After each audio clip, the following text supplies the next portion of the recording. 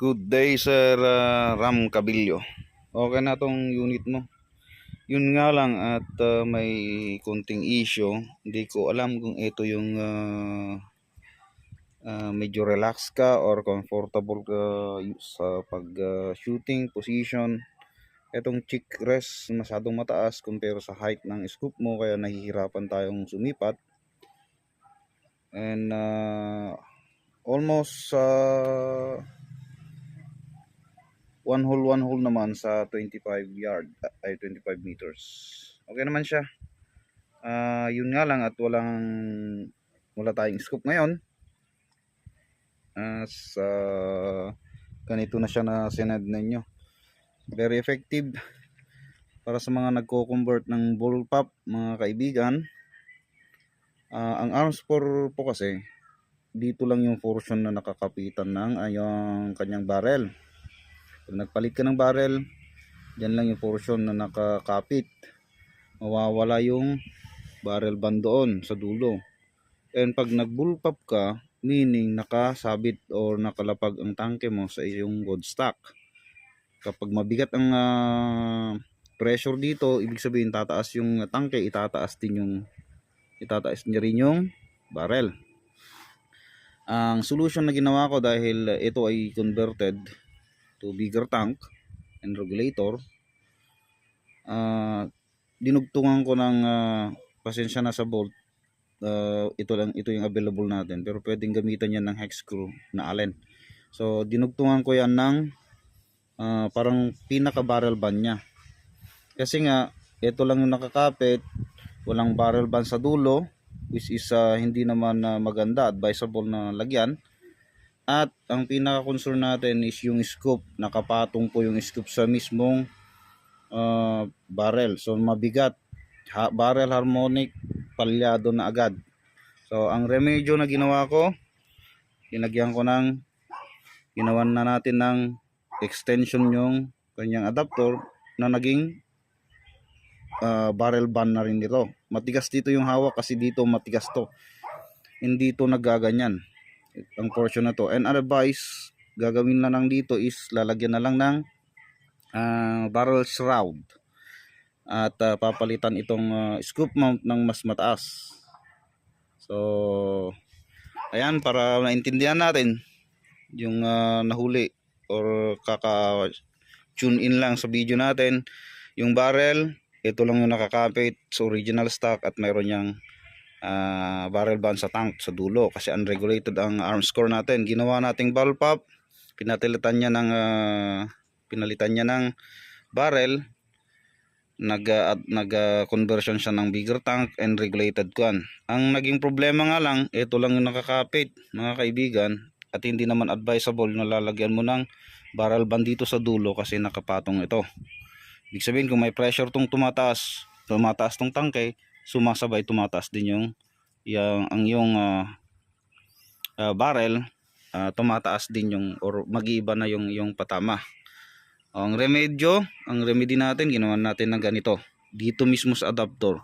Kaya sa mga advice din sa mga nagko-convert or gumagawa ng adapter, isali mo na yung adapter doon sa barrel. Isang kompletong piece na yan. Syempre ko-convert mo na, i-measure mo lahat ng mga yan. So yan ang advice ko sa owner ng airgun na to, unit na to, si Sir Ram Cabillo. Hinagyan ko ng ganyan, naging one holer na siya sa 25 meters. One holer, hindi naman gaano masyado, pero at least dun lahat isa. And I advise din na papalitan yung scoop mount ng mas mataas na scoop mount kasi masyadong mababa itong eyepiece ng scoop. Para sa cheek rest mo napakataas, ang hirap po sipatin yung ating scoop. So ayan, Sir Cabillo, Sir Ram, hindi ko pa linagay yung silencer. Meron tayong slip on dyan. Hindi ko alam kung anong plano mo kasi bawat silencer din mayroong sariling karakteristik. ilagyan ko ng silencer dito at hindi yun yung binili mo, ilagyan mo ng silencer na iba yan, mag-iiba yung POI o point of impact mo dyan. And ayun, maganda na yung groupings. Subukan nating mag-edit ng 5 shots dito ngayon. Then lalapitan natin dun sa board yung target natin sa 25. Papalitan ko yung board, yung malinis na board para walang daya. Baka sabihin ng iba nang loloko tayo mga kaibigan. Ano ba yan? Okay?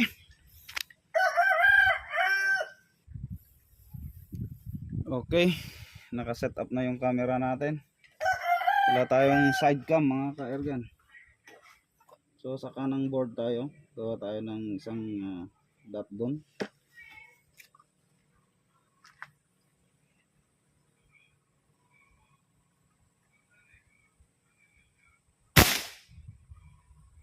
Okay.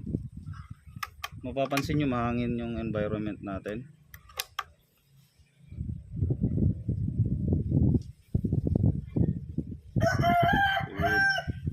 Tirada pa rin kahit mahangin para ma-check natin.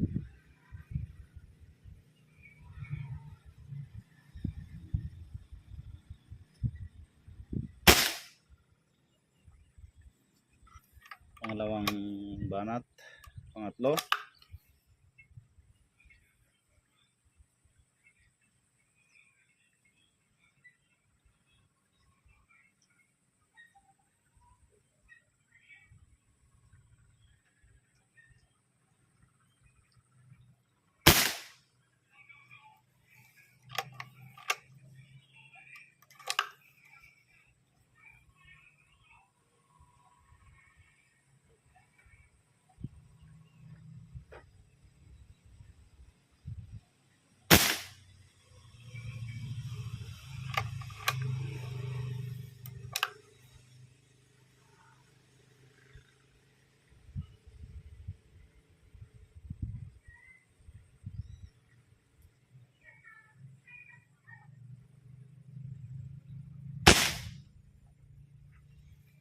Lima, lima na brother. 5. So ika-6. Bago natin nabigitan yung board.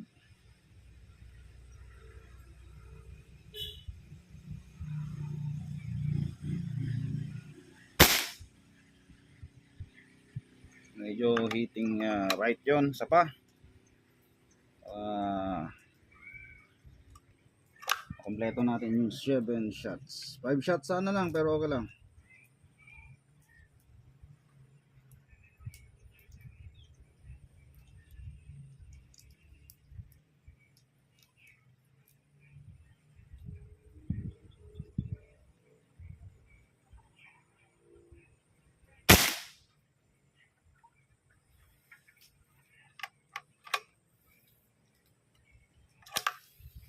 Seven, 8.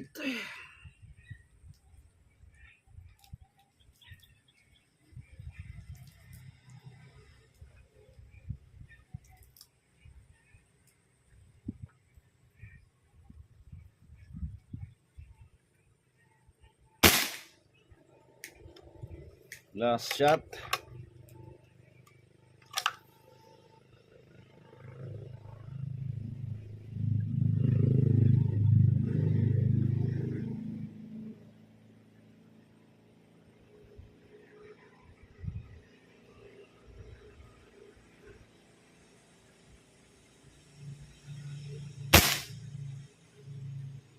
Ten shots.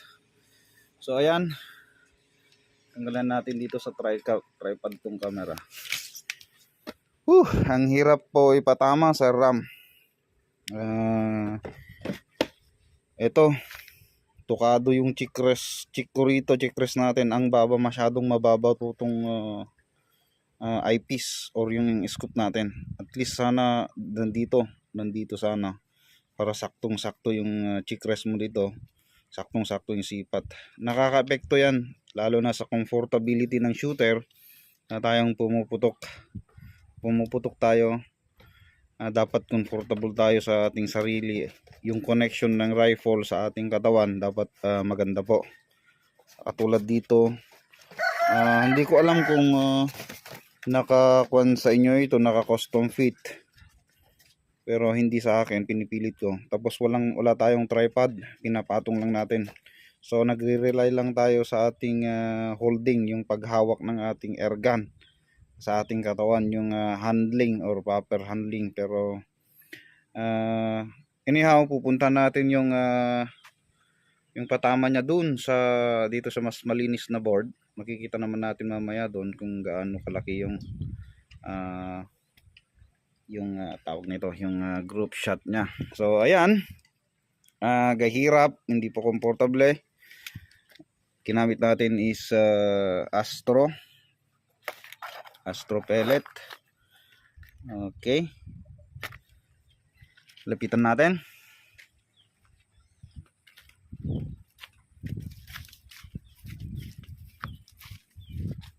$25 meters ito sa RAM, mga kaibigan. 25 meters usually yung distance na ginagawa natin sa competition.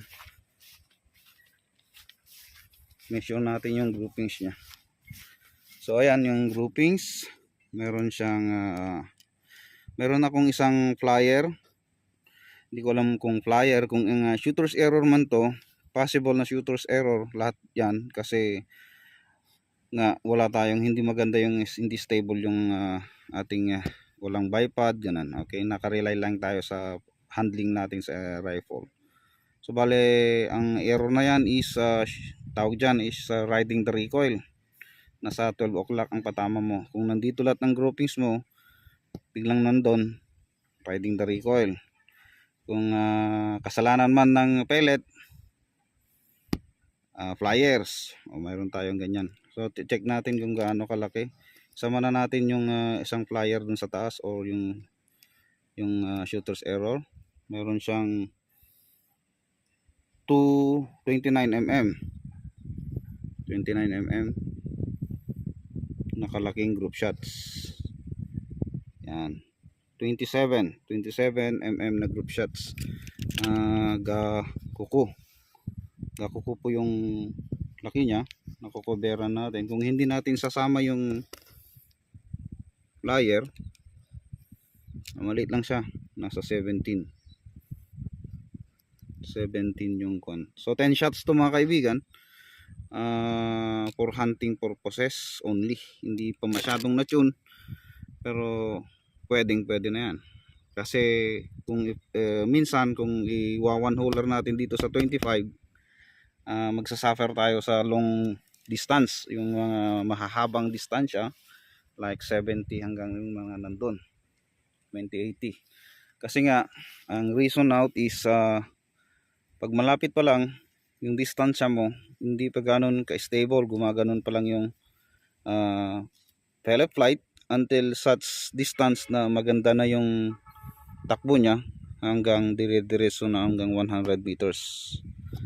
Yan, so naobserba natin yan sa kakaputok natin. Okay, so again, mayroon siyang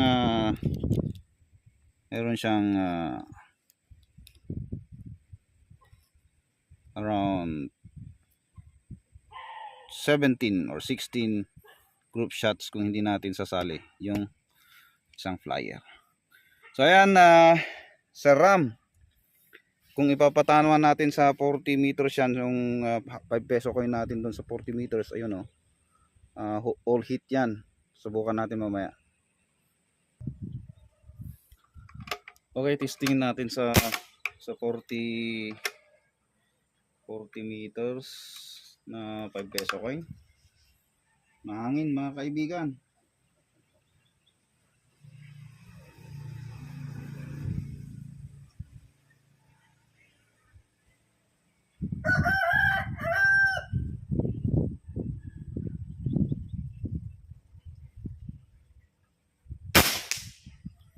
Hit.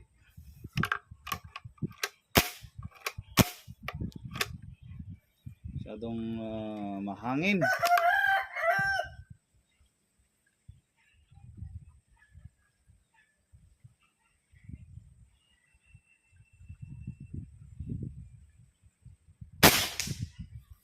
Okay, hit ulit. Pasensya na, malakas yung tunog mga ka-ergan. So ayan, 40 meters.